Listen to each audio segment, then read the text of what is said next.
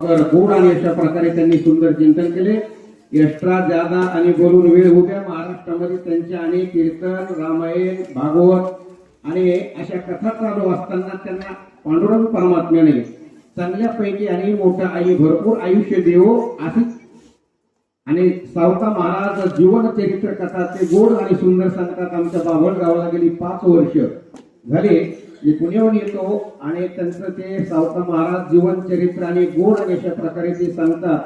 कारण त्यांच्यामध्ये काय अचानक कसं आहे एखाद्या बाईच्या गावाने देव संचाराव तसं आणि ते पाठीमागे हिरण्यकश्यपूचा भक्त प्रल्हाद जसा पोटी आला होता तसाच माझ्या माहितीप्रमाणे माझे वडील आणि त्यांचे वडील आणि अगदी राक्षसासारखे होते वागायला.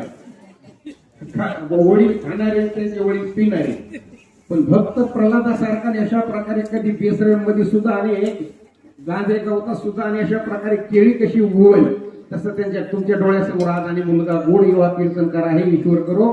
कोणाचाही लहान मोठा कार्यक्रम असेल तर त्यांना आमंत्रित करा. माझ्या आणि आळंदीच्या वतीनं संस्थेच्या वतीनं श्री संत सावता महाराज दिंडीच्या वतीनं अखिल भारतीय वारकरी मंडळ परभणी जिल्हा मी अध्यक्ष आहे.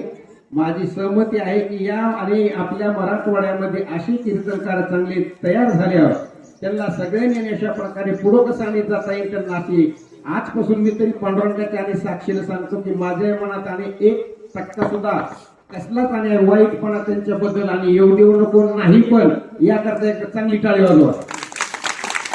जागा न बोलता त्यांच्या चरणावानी नमस्कार करून मी इथे थांबतो. रामकृष्ण हरी.